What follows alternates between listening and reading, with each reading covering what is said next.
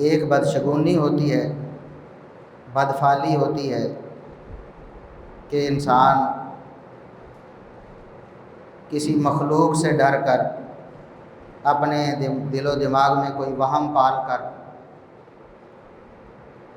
اپنے نفع و نقصان کا مالک کسی مخلوق کو سمجھ لے۔ اس کے مقابلے میں توکل ہوتا ہے، اللہ رب العزت ہی نفع و نقصان کا مالک ہے۔ انسان کے دل دماغ میں ہمیشہ اللہ رب العزت کا ڈر ہو اور نفع کی امید اللہ رب العزت سے، نقصان کا ڈر اللہ رب العزت سے۔ انسان اپنی کوشش اور کاوش ضرور کرے، تمام اسباب کو بروئے کار لائے، لیکن ان اسباب کا نتیجہ، اپنی کوشش اور کاوش کا نتیجہ اللہ رب العزت کے سپرد کرے، اللہ رب العزت سے ہی امید رکھے خیر کی۔ اسے توکل کہتے ہیں۔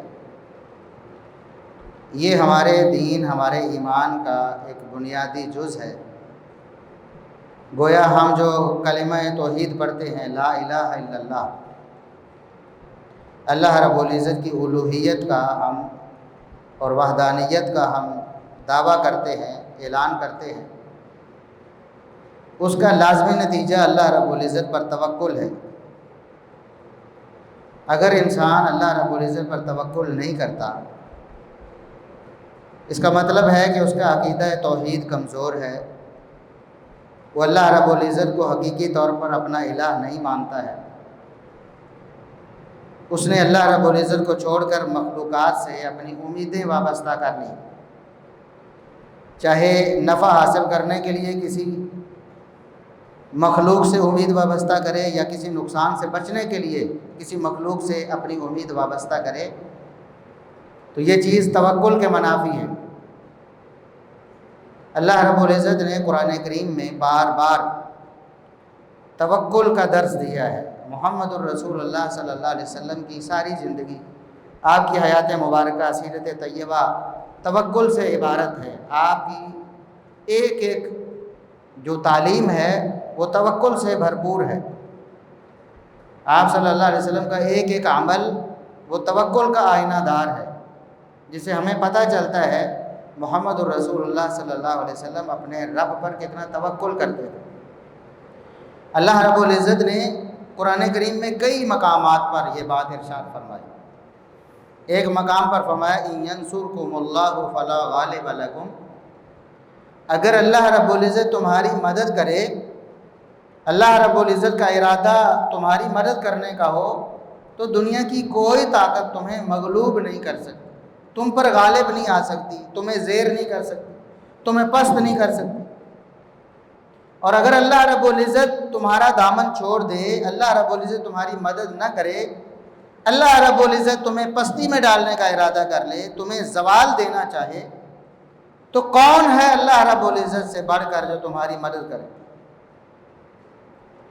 یعنی اللہ رب العزت ہی نفع دینے والا، اللہ رب العزت ہی مدد کرنے والا، اللہ رب العزت ہی ترقی دینے والا، خوشحالی دینے والا، اور اللہ رب العزت ہی زوال دینے والا ہے۔ نقصان بھی اللہ رب العزت کے اذن اور ارادے سے ہوتا ہے۔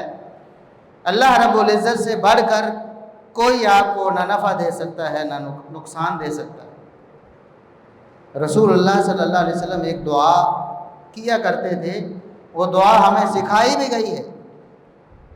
نماز کے بعد بھی ہم وہ دعا فرض نماز کے بعد پڑھتے ہیں، اللہم لا مانع لما اعطیت ولا معطی لما منعت ولا ينفع ذا الجد منک الجد۔ اے اللہ، جو چیز تو ہمیں دینا چاہے، دنیا کی کوئی طاقت اسے ہم سے روک نہیں سکتی۔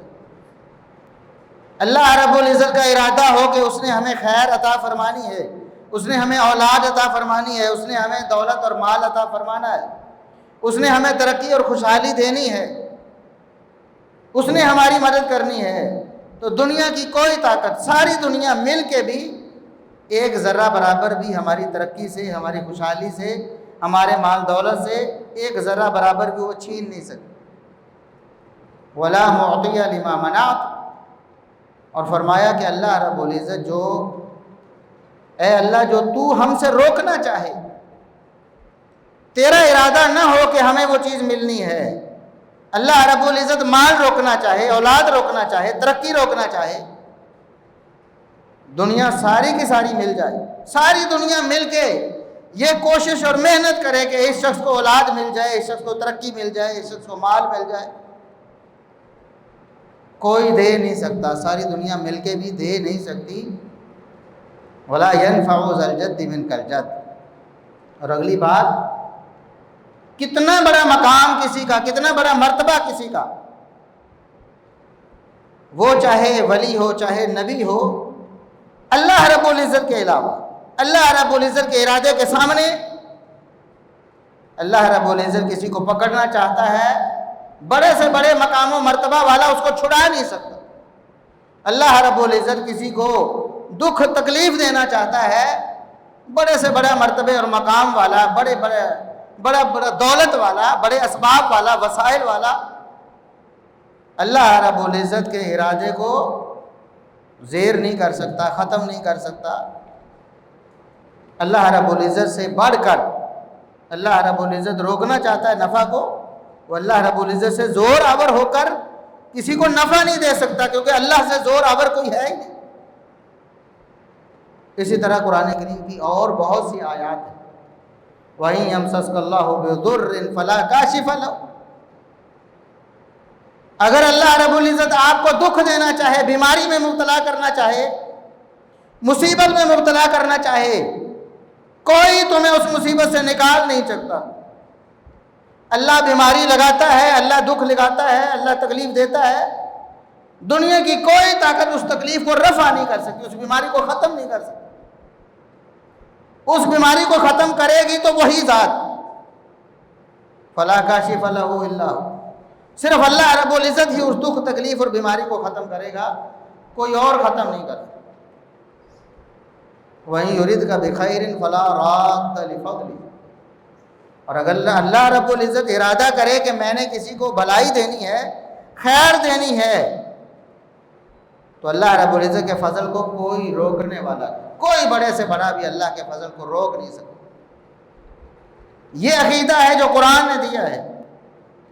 ایک اور مقام، ما یفتح اللہ للناس من رحمت، اللہ رب العزت کسی رحمت کو لوگوں کے لیے کھولنا چاہتا ہے، رحمت سے لوگوں کو بہرہ ور کرنا چاہتا ہے، فیض یاب کرنا چاہتا ہے، اللہ اپنی رحمت کرنا چاہتا ہے، اس کے فضل کو کوئی روک نہیں سکتا۔ فلا راد لفضل، اللہ کے فضل کو کوئی نہیں روک۔